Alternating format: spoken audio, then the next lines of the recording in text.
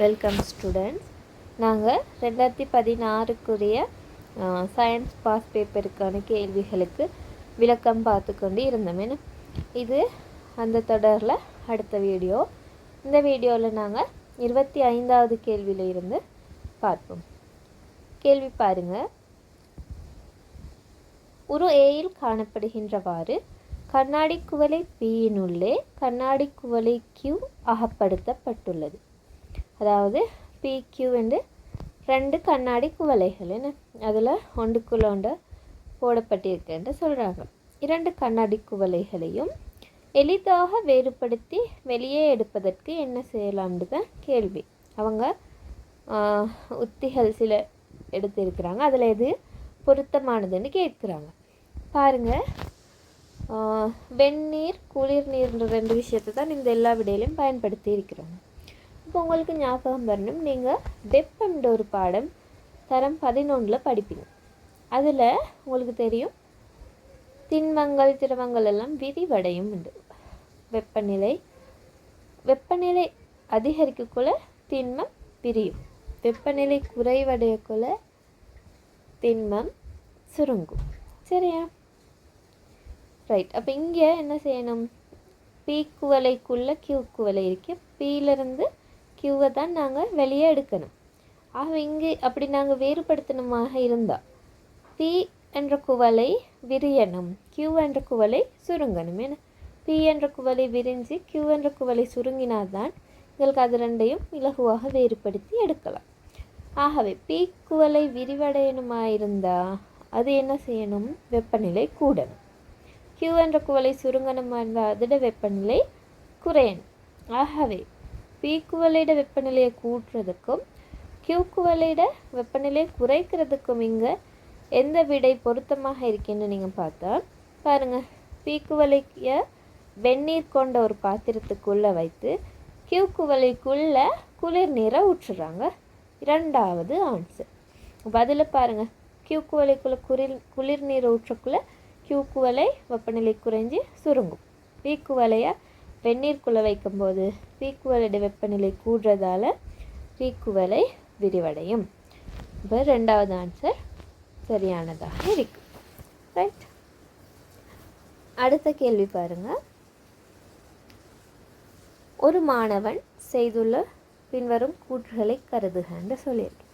ஒரு மாணவன் 3 கூற்றுக்கள் சொல்கிறாரு ABCன்னு. அதில் எது உண்மையானதுன்னு கேட்குறாங்க. பாருங்கள். A,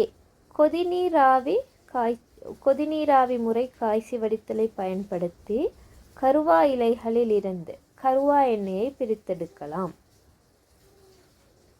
right. நாங்கள் காய்ச்சி வடிப்பு முறைகள் பற்றி நாங்கள் படிப்போம். இதில் கிரேட் 11 3வது அலகுல கலவைகள் கூறுகளை பிரித்தெடுக்கிறதுல அதை பற்றி அதில் ஒவ்வொரு வகை காய்ச்சி வடித்தல் இருக்கேன்னு. கொதிநீராவி காய்ச்சி வடித்தல், பகுதிப்பட காய்ச்சி வடித்தல், எளிய காய்ச்சி வடித்தல். அந்த 3 வகையை பற்றி தான் நீங்கள் கூற்றுகள் பாருங்கள். B கூற்று, பகுதிப்பட காய்ச்சி வடித்தலை பயன்படுத்தி பண்படா எண்ணெயிலிருந்து பெட்ரோலை பெறலாம். அடுத்தது எளிய காய்ச்சி வடித்தலை பற்றி C கூற்றில் சொல்லியிருக்கிறாங்க. ரைட். நீங்கள் எளிய காய்ச்சி வடித்தலை பற்றி படிக்கக்குள்ள கிணற்று நீரை பற்றி தான் உங்களுக்கு புக்கில் உதாரணம் தருவாங்க.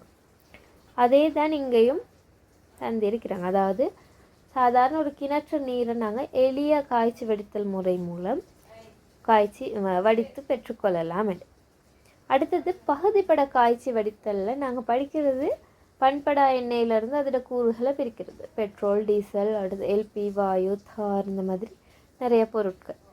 அது இல்லாமல் மேலதிக அறிவுக்காகன்ற ஒரு பகுதியில் உங்களுக்கு வலியிட கூறுகளையும் இந்த பகுதிப்பட காய்ச்சி வடித்தல் முறையில் தான் பிரிக்கப்படும்னு சொல்லி இருக்கிறாங்க. அடுத்தது கொதிநீராவி முறை காய்ச்சி வடித்தல். இது என்ன? இந்த சார எண்ணெய்கள் எல்லாம் பெற்றுக்கொள்வது, அதாவது இந்த வாசனை திரவியங்கள் அந்த மாதிரியான பொருட்களை பெற்றுக்கொள்வது. அதுக்கு உங்களுக்கு புக்லேயே அந்த உதாரணம் கருவா, ஏலம், கராம்பு, சாதிக்காய். இந்த கேள்விலையும் அந்த மாணவன் கூற்றில் சொல்கிறது கருவாவை பற்றி தான். ஆகவே அவன் சொன்ன 3 கூற்றுக்களுமே உண்மையானவை. ஆகவே 4வது விடை சரியானதாக அமையும். ரைட், அடுத்த கேள்வி பார்ப்போம். பாருங்க, பின்வரும் தாக்கங்களில் எது நடுநிலையாக்க தாக்கம்னு கேட்டிருக்கோம். ரைட், நாங்கள் ஒவ்வொரு வகை தாக்கங்கள் பார்ப்போம். நடுநிலையாக்க தாக்கம்னு சொன்னால் ஒரு அமிலத்தையும் மூலத்தையும் நாங்கள் கலக்கும்போது, அதாவது தாக்கமடைய செய்கிற போது நடக்கிற தாக்கம் தான் நடுநிலையாக்க தாக்கம். அதாவது அமிலம் ஒன்றையும் மூலம் ஒன்றையும் நாங்கள் கலந்தோம்னு சொன்னால் ஒரு உப்பும் அதோடு சேர்ந்து ஒரு நீர் மூலக்கூற்றும் உருவாகும். ஒரு நீர் மூலக்கூறு இல்லை, நீர் மூலக்கூறுகள் உருவாகும். சரியா? அது எப்படின்னு சொன்னால், அமிலத்தில் இருந்து H+ அயன்களும் மூலத்தில் இருந்து OH- அயன்களும் விடுவிக்கப்படும். அந்த H+ம் OH- இணைந்து ஒரு H2O மூலக்கூறு உருவாகும். H2ன்றது தான் நீர். என்ன? ரைட், இப்படியான தாக்கத்தை தான் நடுநிலை தாக்கம்னு சொல்லும். அப்போ நீங்கள் அமிலம் மூலம் என்று தெரிஞ்சிருக்காட்டியும் விடைகளில் எதில் நீர் உருவாகி இருக்குன்னு பார்த்தாலே உங்களுக்கு இங்கே ஆன்சரை தெரிவு செய்திருக்கலாம். 3வது ஆன்சரு. ரைட், இதை பற்றி நீங்கள் கிரேட் 11 அழகு 7 படிப்பீங்க. ரைட், அடுத்த கேள்வி பார்ப்போம். ஒரு மூலகம் எம்மின் கார்பனேற்றின் ரசாயன சூத்திரம் M2CO3 ஆகும். எம்மின் குளோரைட்டின் ரசாயன சூத்திரம் எதுன்னு கேட்டிருக்கிறாங்க. அதாவது ஒரு மூலகத்தை அவங்க எம் என்று குறியீடு சொல்லி தராங்க. அது உண்மையான ஒரு மூலகம் இல்லை, அதாவது எம் என்றது அவங்க சொல்கிற ஒரு குறியீடு. ரைட், அந்த கார்பனேட் எப்படியாம், அதுக்கு M2CO3. ரைட், கார்பனேட்னு சொல்லக்குள்ள உங்களுக்கு தெரியும் CO3 2-, அதாவது 2 மைனஸ்ன்றது தான் அதுக்குரிய வலுவளவு. இப்போ இங்கே விடையில் பாருங்கள், M2CO3ன்றது மூலம் அந்த CO3 2 எம்முக்கு வந்திருக்கு. எம்லேருந்து எதுவும் CO3க்கு கிடைக்கல. அப்படின்ட்டு சொன்னால் என்ன அர்த்தம்? எம்முக்கு 1 தான் வலுவளவு, அதுவும் நேராக இருக்கும். ஏன்னா கார்பனேட் மறைன்றதால். ஆகவே குளோரைட் உங்களுக்கு தெரியும் Cl-என்றது. இப்போ நீங்கள் அதை எழுதி எம்முடையும் குளோரைட்டையும் தாக்கத்துக்கான சூத்திரத்தை நீங்கள் எழுதினால் MCl என்று வரும். அப்போ ஆன்சர் முதலாவதாக அமையும். இங்கே இந்த கார்பனேட்டை வச்சு நீங்கள் எம்மோட வளவளவை காண்றது தான் மெயினாக கேட்கப்பட்டிருக்கு. ரைட், அடுத்த கேள்வி பார்ப்போம். ரைட், 29வது கேள்வி. 22 கிராம் CO2 வாயுவில் உள்ள அணுக்களின் எண்ணிக்கை யாது என்று கேட்டிருக்கிறாங்க. அணுக்கள் பிள்ளைகள். ரைட், உங்களுக்கு நீங்கள் தரம் 10 7வது பாடத்தில் அவகாதரோ மாறிலி என்றெல்லாம் படிப்பீங்க. ரைட், ஒரு மூலகத்திலையா இருந்தால் அணுக்களோட எண்ணிக்கை அவகாதரோ எண்ணிக்கை. ஒரு மூலக்கூறுகளாக இருந்தால் மூலக்கூற்றுகளோட எண்ணிக்கை அவகாதரோ எண்ணிக்கை. ரைட், அப்போ இங்கே 22 கிராம் என்று சொல்லியிருக்கிறாங்க. அப்போ 22 கிராம்ன்றது எத்தனை மோல்ன்னு நாங்கள் முதல்ல பார்ப்போம். மோலுக்கு உங்களுக்கு தெரியும் சமன்பாடு. மோல் சமன் எம்மின் கீழ் கேபிட்டல் M, அதாவது திணிவின் கீழ் மூலர் திணிவு. இப்போ நாங்கள் இங்கே அவங்க தந்த திணிவு 22 கிராம், மூலர் திணிவு கார்பனீரொட்சைட்டுக்கு சிக்கு 12, அடுத்தது ஒட்சிசன் 16. ஆகவே கார்பனீரொட்சைட்டுக்கு வரும் 44 கிராம் மோல் -1. அப்படி நீங்கள் மோல் கண்டுபிடிச்சிங்கன்னு சொன்னால் அரை மோல், அதாவது 0.5 மோல் தான் இங்கே கார்பனீரொட்சைட்டு வாயு. கார்பனீரொட்சைட்டு வாயுட மூலக்கூறுகளோட எண்ணிக்கைன்னு கேட்டிருந்தால் அரையோட நீங்கள் அவகாதரோ எண்ணிக்கை எழுதியிருந்தால் போதும். ஆனால் இங்கே கேட்டது அணுக்களோட எண்ணிக்கை. ஆகவே ஒரு கார்பனீரொட்சைட்டு மூலக்கூறில் எத்தனை அணுக்கள் இருக்குன்னு பாருங்கள்.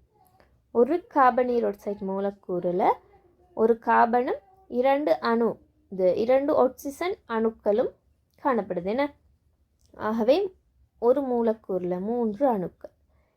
இங்கே அரை மூல் கார்பனீரோட்சைட் காணப்படுது. ஒரு மூல் கார்பனீரோட்சைட்டாக இருந்தால் அங்கே 3 தர அவகாதிரோ எண்ணிக்கையை நீங்கள் எழுதியிருக்கணும். இங்கே அரை மூலன்றதால் அரை தர 3 தர 6.022 தர 1023 வரும். சரியா? இப்படி ஒரு விடை தரப்படலை. அதனால் இந்த கேள்விக்கு அந்த வருடம் ஓல் ஆன்சரும் கொடுத்தார். சரியா? அடுத்த கேள்வி பார்ப்போம். ஒரு மூலகம் பற்றி கொஞ்சம் இயல்புகள் சொல்லியிருக்கிறாங்க. அந்த மூலகம் எதுவாக இருக்கும் அப்படின்ட்டு கேள்வி. ரைட். கிரேட் 10 நீங்கள் 3வது அலகில் ஒரு குறிப்பிட்ட சில மூலகங்களை பற்றி படிப்பீங்க. அதனால் அந்த ஒவ்வொரு மூலகங்களையும் சில கொஞ்சமான மூலகங்கள் தான் நீங்கள் படிப்பீங்க. ஏன்னா அந்த ஒவ்வொரு மூலகத்துடையும் இயல்புகள் நீங்கள் படிச்சிருப்பீங்க, புக்கில் தந்திருப்பாங்க. நீங்கள் அதை படிக்கணும், பாடமாக்கணும். சரி, பாருங்கள். பளிங்குகளாகவும் பளிங்கு அற்றவையாகவும் காணப்படும். அப்படின்னா என்ன? பிற திருப்பங்கள் காணப்படுது என்ற அர்த்தம். பளிங்கு வடிவத்திலையும் காணப்படுமா, பளிங்குரு அற்ற வடிவங்களும் உண்டா. அடுத்தது, நீரில் கரையாத அதே வேளை CS2 கரைப்பானில் மிகவும் கரையும் சொல்லியிருக்கிறாங்க. அதாவது இந்த குறித்த மூலகம் நீரில் கரையாதாம். ரைட். வழியில் எரியக்குள்ள நீல நிற சுவாலையை கொடுக்குதாம். இப்போ நீல நிற சுவாலைன்னு சொல்லக்குள்ள உங்களுக்கு கந்தகம் ஞாபகம் வரணும். இருந்தாலும் அடுத்த இயல்புகளையும் சேர்த்தே நாங்கள் பார்ப்போம். கந்தகம் 2 வடிவில் காணப்படும். என்ன? பளிங்குரு வடிவமாக இருந்தால் அது மஞ்சள் நிற கந்தகம், பளிங்குருவற்றதாக இருந்தால் அதுக்கு நாங்கள் வெண்கந்தகம்னு சொல்லுவோம். வெண் மஞ்சள் நிற ஒரு தோல். இது எல்லாமே உங்களோட பாட புத்தகத்தில் உள்ள பாயிண்ட்ஸ் தான். நான் எதுவும் வெளியிலிருந்து சொல்லல. ரைட். அடுத்தது, வழியில் நீல நிற சுவாலையுடன் எரியும். அடுத்தது, நீரில் கரையாது சேதன கரைப்பான்களில் சிறிதளவு கரையும், கார்பன் இருசல்ஃபைட்டில் நன்றாக கரையும் என்றது உங்களோட புத்தகத்திலே உள்ள பாயிண்ட் தான். ரைட். அப்போ நீங்கள் அழகாக கந்தகம் என்ற ஆன்சரை தெரிவு செய்யலாம். இதுவும் உங்களோட புக்கில் கிரேட் 10 பார்ட் 1 புக்கில் 74ஆம் பக்கம் எடுத்து பார்த்தீங்கன்னா இந்த பாயிண்ட்ஸ் எல்லாமே இருக்கு. ரைட். அடுத்த கேள்வி பார்ப்போம். தொடுகையில் இருக்கும் கரடான மேற்பரப்பை கொண்ட 2 பொருட்களுக்கிடையே உள்ள எல்லை உராய்வு விசை என்று சொல்லி 4 கூற்றுகள் தராங்க. ரைட். எதில் சார்ந்திருக்கும்ன்றதை பற்றி தான் விடைகள் இருக்கேன்னு.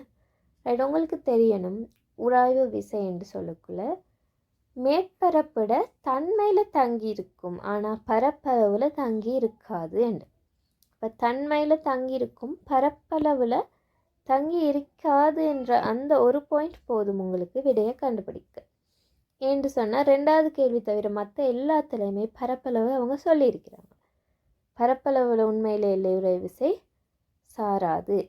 ஆகவே நீங்கள் அழகாக 2வது விடையை தெரிவு செய்யலாம். எல்லை உராய்வு விசை தொடுகை பரப்பட தன்மையிலையும் செவ்வன் மறுதாக்கத்திலையும் மட்டும்தான் சாரும். சரி, ரைட். அடுத்த கேள்வி பார்ப்போம். சந்திரனின் மேற்பரப்பில் உள்ள புவியீர்ப்பிலான ஆர்முடுகள் புவியின் மேற்பரப்பில் உள்ள அப்பெருமானத்தின் 1/6 என்று சொல்கிறாங்க. அதாவது புவியில் புவியீர்ப்பு ஆர்முடுகள் உங்களுக்கு தெரியும் 10 m/s-2 என்று நாங்கள் படிப்போம். கேள்வியிலையும் அது தந்திருக்கிறாங்க. சந்திரனில் இந்த ஆர்முடுகளோட பெருமானம் என்னவா? அந்த புவியிட பெருமானத்தில் 1/6, அதாவது 10 6ஆல் பிரித்து நாங்கள் எடுக்கிற பெருமானம். ரைட். எனின் 60 கிலோகிராம் திணிவுள்ள ஒரு விண்வெளி பயணிட நிறை சந்திரனில் எப்படி இருக்கும்னு கேட்குறாங்க. இப்போ சந்திரன் மேற்பரப்பில் ஈர்ப்பு ஆர்முடுகள் எங்களுக்கு தெரியும், புவியிட பெருமானத்திட 1/6. சந்திரனின் மீது நிறை விசைதான் கேள்வி. அவை F = ma என்ற உங்களுக்கு நியூட்டன் 2வது சமன்பாடு தெரிஞ்சிருக்கணும். ஆகவே இங்கே எம்முக்கு பதிலாக நீங்கள் 60 கிலோகிராம், ஆர்முடுகளுக்கு பதிலாக என்ன போடணும்? சந்திரன் ஆர்முடுகள், அதாவது 1/6 தர 10 என்ற அந்த பெருமானம் போட்டு நீங்கள் பெருக்கி விடை எடுத்தால் 100 நியூட்டன் என்று ஆன்சர் வரும். ரைட். இதுவும் உங்களோட புக்கில் உள்ள பாடப்பகுதி புக்லேயே உள்ள சமன்பாடுகள் தான். ரைட்.